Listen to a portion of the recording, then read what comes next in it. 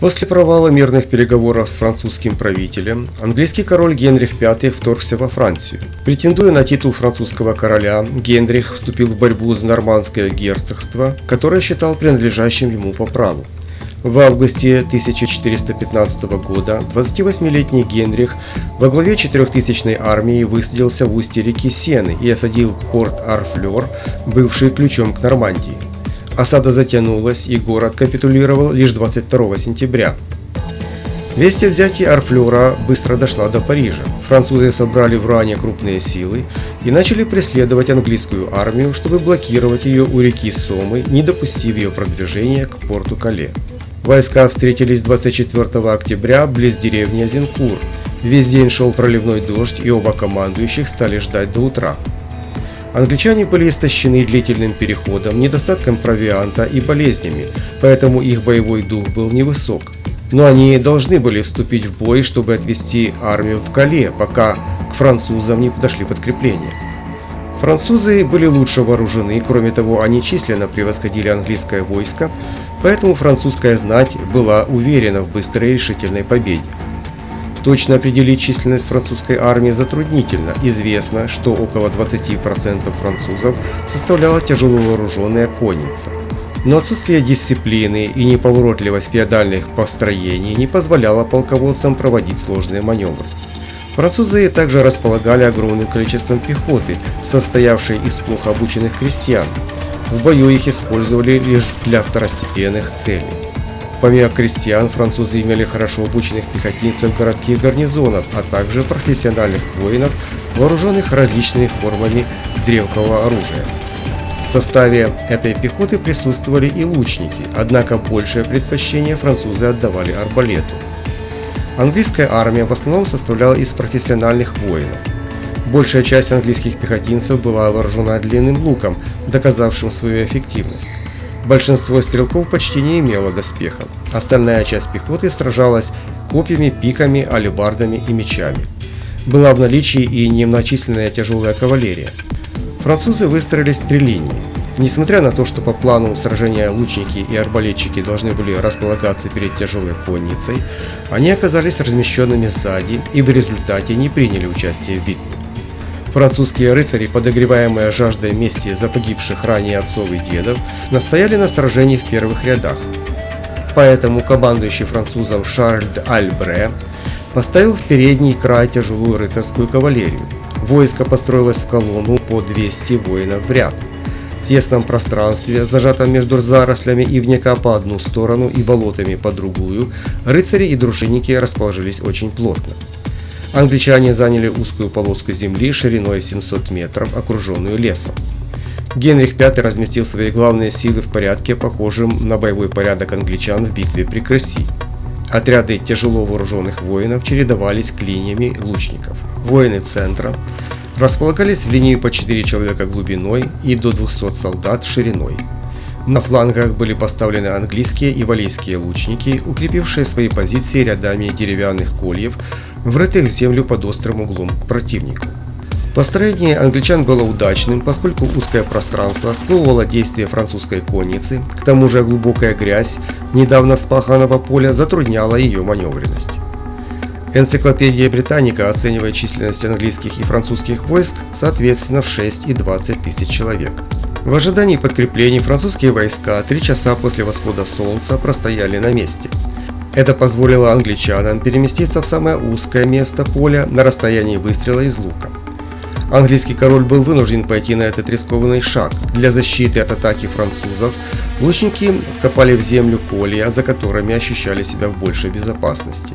На выдвижение англичан вперед французское командование не отреагировало должным образом, и английские стрелки открыли стрельбу. За несколько минут 3 первых французских рыцарских отряда были расстреляны градом стрел. В то время многие рыцари разбрелись по местности, но несмотря на это французская кавалерия ринулась в атаку. Сказалась слабая дисциплина французских рыцарей. Особенности местности не позволяли обойти англичан с фланга, а грязь значительно замедляла скорость лошадей. Французские арбалетчики и лучники остались за войсками ближнего боя, поэтому не видели англичан и не повлияли на ход сражения. Всадники, добравшиеся сквозь град стрел до кольев, убили коней и улетали из седел к ногам английских лучников, которые их добивали. Не выдержав обстрела английских стрелков, французы стали отступать. При этом отступающие рыцарские отряды смяли собственную пехоту, шедшую следом за ними в атаку. После первой неудачи французский командующий лично возглавил атаку спешенных рыцарей численностью около 5000 воинов. Разгромленная конница, смешавшись с наступавшей пехотой, вызвала полнейший беспорядок в рядах. Однако пехота продолжала наступление, движимая понятиями о рыцарской доблести. Но рыцари быстро утратили боевой пыл из-за усталости и физического истощения.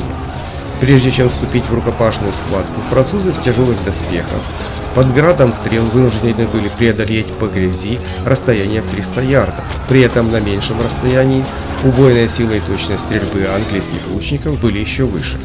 Когда все стрелы были израсходованы, английские лучники бросили луки и вступили в рукопашную схватку, длившуюся около 3 часов.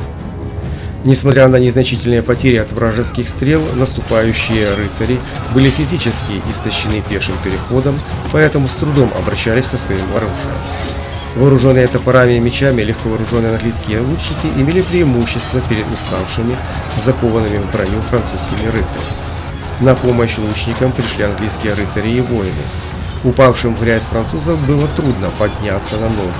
Однако бой был ожесточенным, и англичане понесли существенные потери. Через некоторое время в бой вступила вторая линия французских войск, однако узкая полоска земли, на которой проходила битва, не позволяла французам эффективно использовать свое численное превосходство. Английский король Генрих V принял непосредственное участие в сражении. С его шлема даже было срублено несколько золотых венцов. Считается, что в этой битве было продемонстрировано превосходство английского лука над французским арбалетом. Но согласно современным проверкам, наконечник стрелы не мог пробить доспехи французского рыцаря. Были возможны ранения только в щели между латами и в неприкрытые доспехами участки, а также в лошадей. Однако таких стрел выпускалось до 30 000 в минуту. Рыцари, наступавшие в пешем строю, увязали ногами в грязи, а пехота и лучники англичан была обута в тканевые обмотки, которые в грязи не вязли. Французских всадников они сбрасывали с помощью деревянных боевых молотов на длинной рукоятке и использовали широкие ножи для добивания противника. Упавшие с коня оглушенные рыцари с переломами ключиц и травмами рук, полученными при падении, были легкой добычей. Рыцари тысячами погибали на поле. После 3 часов боя французы понесли тяжелые потери. Погибли командующие обеих линий построения, многие рыцари были захвачены в плен. Потеряв коней, рыцари предпочитали сдаваться в плен, рассчитывая на последующий выкуп. Воины 3-го отряда французов с ужасом наблюдали за гибелью своих войск, оставаясь в бездействии. Некоторые из них покинули свои позиции и бежали. Англичане, несмотря на ощутимые потери, сражались стойко и одержали полную победу. Единственным успехом французов в сражении был фланговый удар по английской позиции отряда местного сеньора Азинкура. Он в сопровождении нескольких воинов и отряда из 600 крестьян атаковал английский лагерь по собственной инициативе. Отряд напал на плохо охраняемый английский обоз, в котором находились личные драгоценности английского короля, включая его корону. Англичане решили, что французские войска зашли к ним в тыл, и Генрих, опасаясь перемены в ходе сражения, приказал перебить плененных французских рыцарей, поскольку большое количество пленных составляли угрозу для англичан. Чуть позже Генрих, оценив обстановку, отменил этот приказ, но в тот момент большинство пленников уже было убито. Несмотря на то, что англичане находились в меньшинстве, они потеряли меньше людей, чем разгромленные французы. По самым заниженным цифрам, французские потери в 6 раз превышали английские. Со стороны французов в битве погибли 3 герцога, 8 графов, 1 виконт и архиепископ, не говоря о десятках погибших представителей более мелкой знати.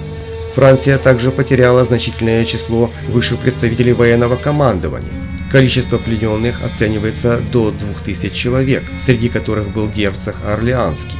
Почти все пленные были представителями именитой знати. Несмотря на то, что английский король одержал уверенную победу, она не привела к немедленному захвату территории Франции. Вскоре после победы Генрих V вернулся в Лондон, где был встречен с триумфом. Тем не менее, его победа закрепила легитимность ланкастерской монархии и законный характер дальнейших притязаний короля во Франции. После нескольких лет военных действий в 1420 году английский король по условиям договора в Труа был признан регентом и наследником французского престола. Это было закреплено браком Генриха V с дочерью французского короля Карла VI Екатериной Валуа.